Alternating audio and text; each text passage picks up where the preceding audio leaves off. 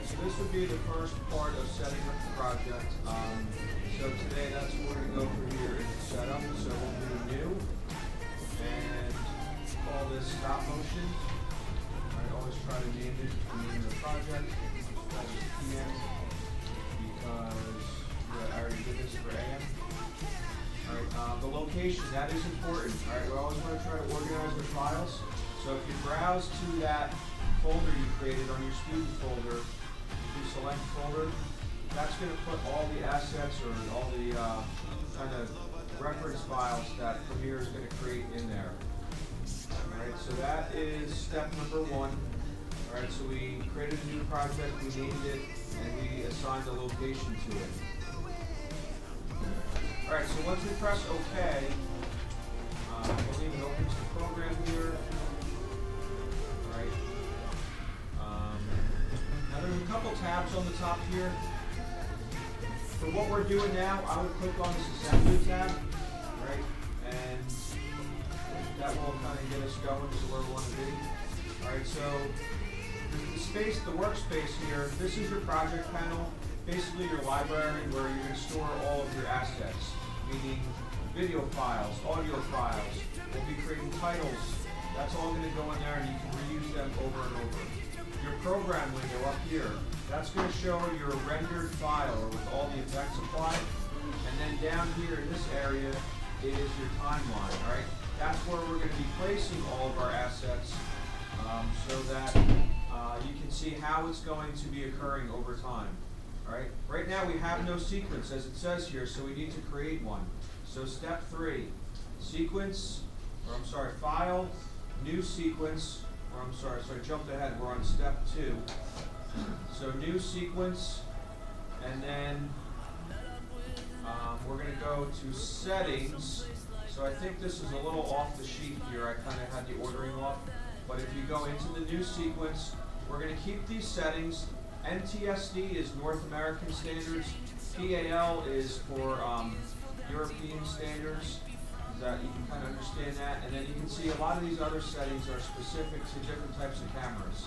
So if you want to make a video format that's going to fit pretty well on a TV screen, you would be using DV NTSC, or I think there's one here for DVD as well. But standard 48 kilohertz is like the refresh rate.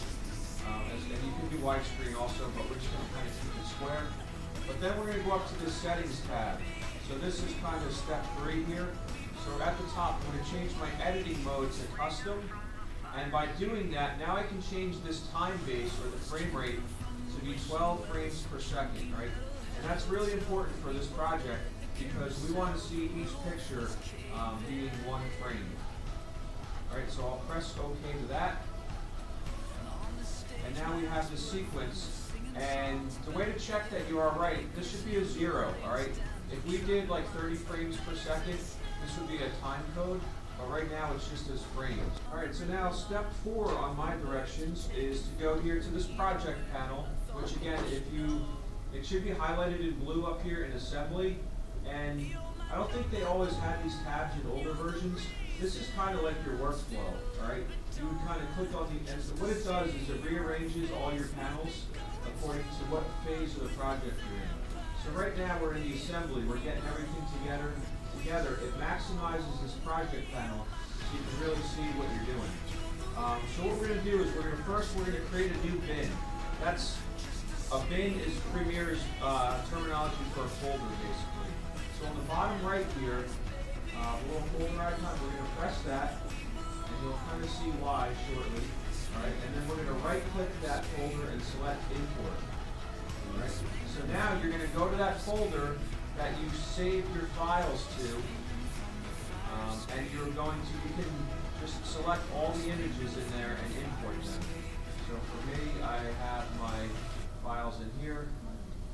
So I can do a shift select, and I have a wide range for all the pictures selected.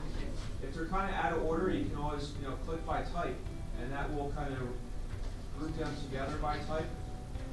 All right, and so I'm selecting them, and then selecting open. And now we have all these clips, which you have, if you finish shooting, you should have 60 in there.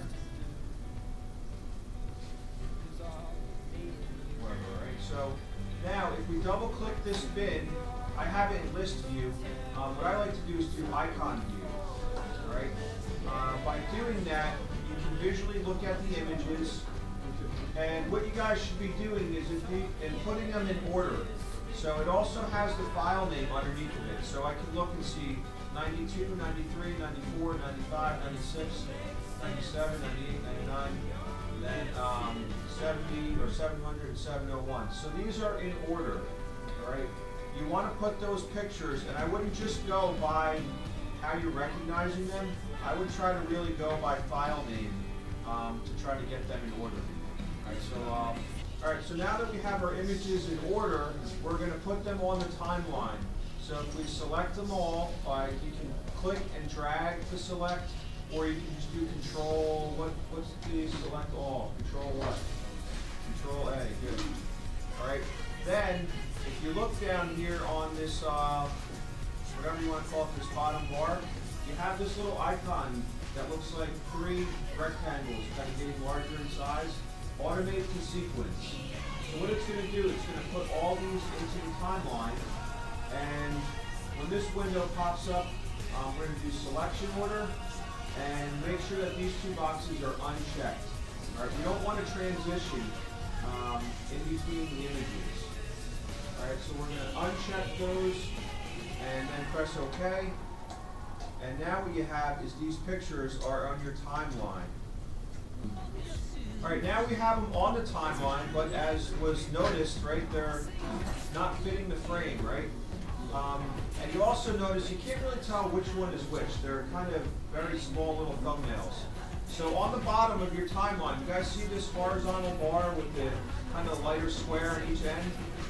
This allows you to pan through your timeline so you can advance through to a different part.